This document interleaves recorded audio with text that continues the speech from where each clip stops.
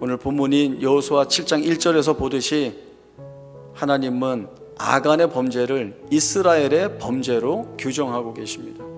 왜냐하면 언약 관계에 하나님과 이스라엘 백성들이 묶여있기 때문에 그렇습니다.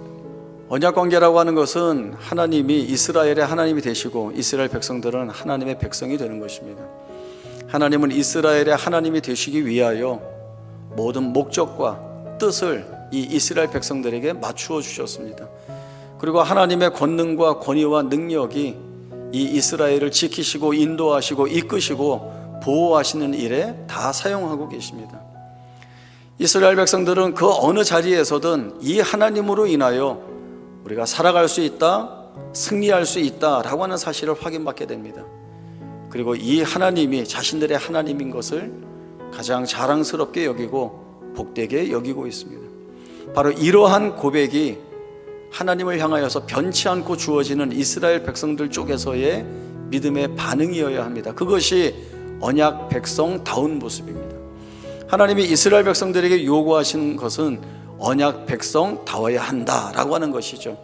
그것은 실력을 갖추거나 힘을 갖거나 지혜로워져서 하나님의 백성답게 보이는 것이 아니라 하나님이 행하시고 이루시는 모든 일들에 대하여 믿음으로 반응하고 순종하는 것, 그것이 바로 언약 백성에게서 드러나야 하는 모습입니다. 그러기 위해서는 하나님 앞에 신뢰의 모습을, 믿음의 모습을 끊이지 않고 드러내야 할 책임이 이 이스라엘 백성들에게 있습니다.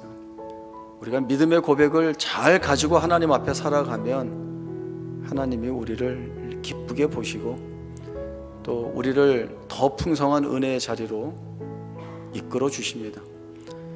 때로 이스라엘 백성들이 실패했듯이 우리도 실패할 때가 있습니다. 우리도 하나님이 주시는 것보다 내가 했다라고 하는 것에 안목이 빼앗겨서 교만해질 때가 있습니다. 또는 하나님이 이루어 놓으신 일들을 내가 했다라고 고집을 피울 때도 있고, 하나님이 이렇게 하시겠다라고 하는 말씀을 받을 때에도 그건 불가능해 라고 하는 불신앙의 모습을 보일 때도 있습니다. 하나님은 그때 우리에게 어떤 징계를 하시든 어떤 심판의 모습을 보여주시든 우리를 끌고 가십니다.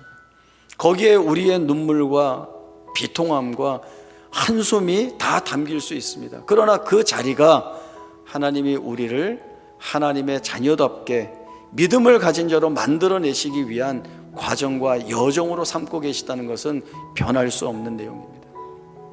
하나님이 그리로 끌고 가시죠. 그리고 마침내 우리를 돌이켜서 보게 하십니다.